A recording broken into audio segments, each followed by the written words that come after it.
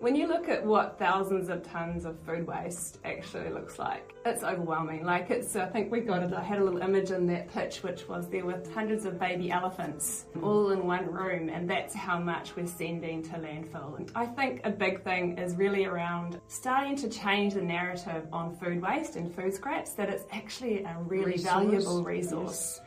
It is gold. We are sending away and throwing away literal gold for our soils and for our livelihoods. We collect food scraps from local businesses and we take it to a local farm and we turn it into soil inoculant, which restores the soils. Here in Taranaki. Stays right here. There's a problem on one side for people wanting to do better with their food scraps, food waste, and especially post-consumption waste. So we are solving that problem for them. And then we're using it to turn it into a resource that solves the problem at the other end. Soils from farming or overgrowing, lots and lots of extensive crop growing. So we're just taking one problem on one side and turning it into a solution for the other side. We base the prices off the current rates that are available in the waste industry, and we have very good relationships with the waste management companies here in Taranaki, and they're super supportive of us. So that's kind of part of what's guided that type of model and that pricing. We've got customers across multiple industries, and that really excites us because that's where we can see that behaviour change starting to happen. So we've got Columbus Coffee, who are at Mitre 10, so next time you go there, congratulate them, and hopefully they've got their stickers up. And also we've got the Novotel Hotel. These are big players. They are, yeah. We actually, from the beginning, we had Juno Gin. So Juno do often have sort of hospitality type events and things like that. And we love the juniper, don't we? The juniper, what's the byproducts that we take? The juniper berries and the citrus, this is very delicious smelling actually that we get from them. Because look, this is successful on so many levels, but I guess one of the good things of doing this video and with you is, you want to get it out there. We want Mr. and Mrs. Average to get excited, and all businesses. We always know that, a vegan, a plant-based cafe or business people with real values are going to resonate with you, but it's just getting the message out there. Run me through the steps. You'd make contact with us, so usually ends up me. This is Sustainable Taranaki. So that's Sophie. Or the Green Loop website. Or the Green Loop website. Yep. And basically contact anyone at either of those websites. We do get messages through social media as well, so any way you'd like, what's your preference? Then we sort of just send through, we ask them a few questions about their business, and then we explain that we are using a bokashi system, which is a little bit different. That's how you pronounce it. Yeah. The biggest thing and the reason why we chose this system is that way back in the day in 2024, when we were doing an audit, we were finding that most of the food scraps are post-consumer, and anyone who knows about composting knows that post-consumer waste is a real issue for compost. Right. So bokashi solves that. So because in the bokashi there's lactobacillus. I'm getting good now, aren't I? All right. So just to simplify, plastic buckets or wheelie bins. Yep. The cafe, as soon as it's deemed waste, goes straight in and airtight, and you push it down. Is that right? I was watching the video and seal it. Right. Yes. And it looked pretty straightforward, and give it a good plunge. Yeah. And put something. I thought it was brand, that's the magic. That's the magic. And you supply various sizes. What's the biggest wheelie bin you could have for we eatery? do 120 and 20 litres. So 120 litre wheelie bin, but we can provide multiple wheelie bins.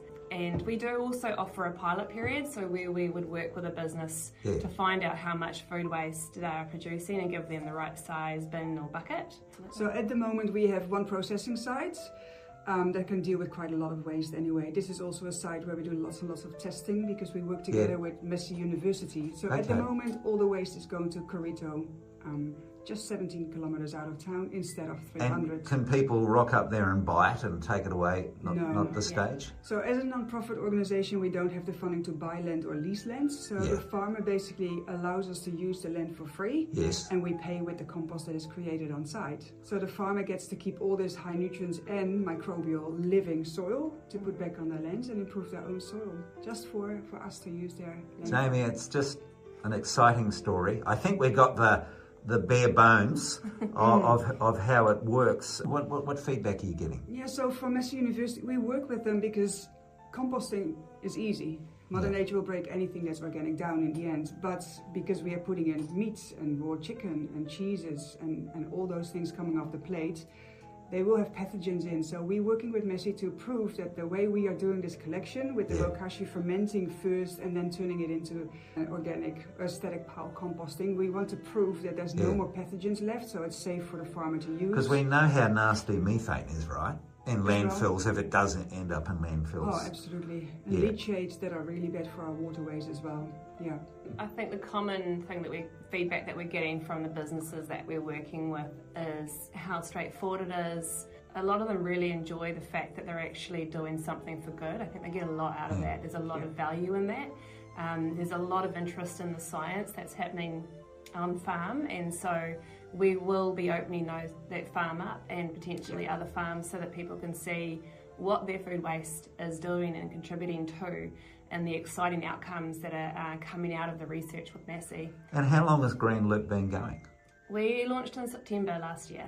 We have 12 clients and we're growing weekly, so it's a pretty exciting time. Extraordinary work of, I guess, encompassing the Te Ao Māori story that we are in this beautiful relationship with our environments. That we have this interlinked relationship, and here you are working so beautifully with bacteria. So on site, while people are putting their organic waste in the bin and putting that magic sprinkle, the brand that you were talking about, Bryan, so that contains a handful of very specific chosen microorganisms. They're called effective microorganisms, and these guys are the fermenters. They're the ones that turn your milk into yogurt. So they start working through this material, getting rid of lots of pathogens, but also things that wouldn't break down otherwise readily in the compost. So we start the process already on site, and once collected we now put the bin for another 3 weeks. So everything in this bin is fermented, and then we turn it into a compost. So we add carbon and then we'll compost it. But these bacteria and other microbes, they've just pre-worked all this material, and now it is ready to compost in a natural way. A few things that we don't like in the bin: we don't want too much liquids, so no juices or milk or soups. You can strain those first and the rest can come in. And no bones that are too big, because it takes too long to ferment. 3 weeks is not really long enough.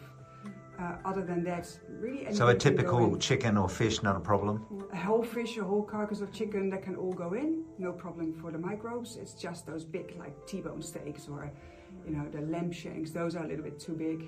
We do like everything to be cut like in small, like golf ball, 5 centimeter kind of sizes, just so there's more surface.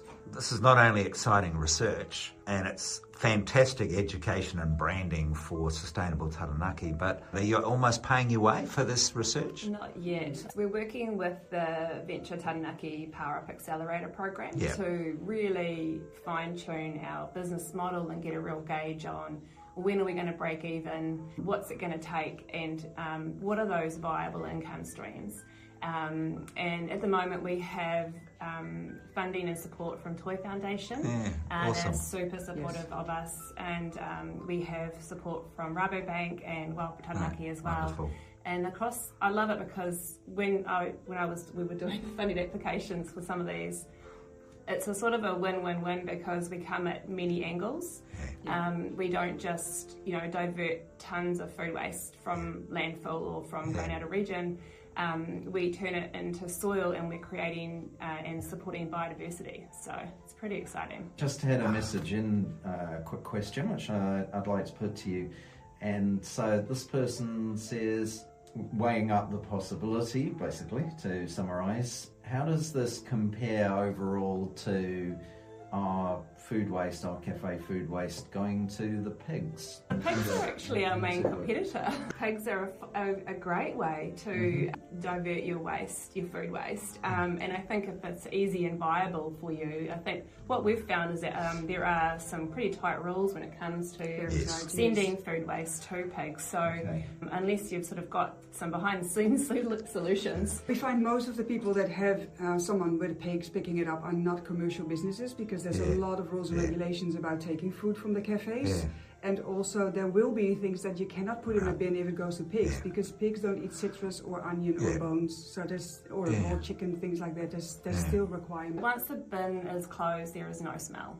It's an anaerobic system, no oxygen. Yeah. So basically, there's a little bit of a pickling smell when you open the bin, and then you're basically just emptying your food scraps from the day, and then it's closed again. So it's very, very low to no smell, really. And also something to mention for cafes, if they worry about this, these bacteria, these organisms you work with, they're food safe, so it's absolutely safe to have them in the kitchen as well. So it's not really just about numbers, it's actually about behaviour change. It's about, getting in the door of places that never would have thought about doing something like this previously.